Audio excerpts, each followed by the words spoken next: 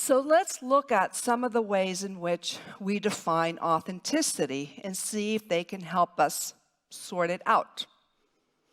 The most simple way, the most common way we define authenticity is being true to yourself. But that begs the question, which self? Your old self, the past, today's self, the future? And does being authentic condemn you to being as you always have been? Of course not. Now, oftentimes, we'll be true to an aspirational self.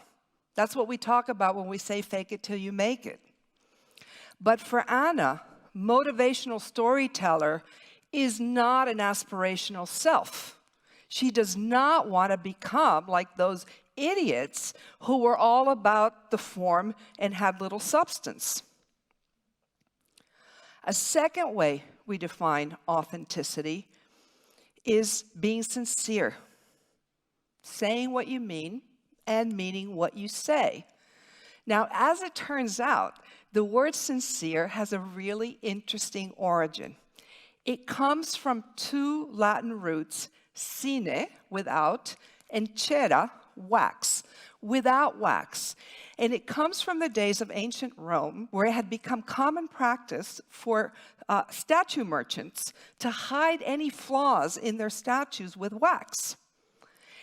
And the more scrupulous merchants, the ones who didn't want to be dishonest, would hang a sign outside their shops that said, sine cera.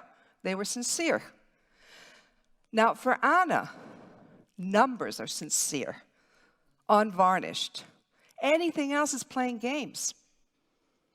But we all know that the first principle of effective communication is tailoring to your audience, your message to your audience.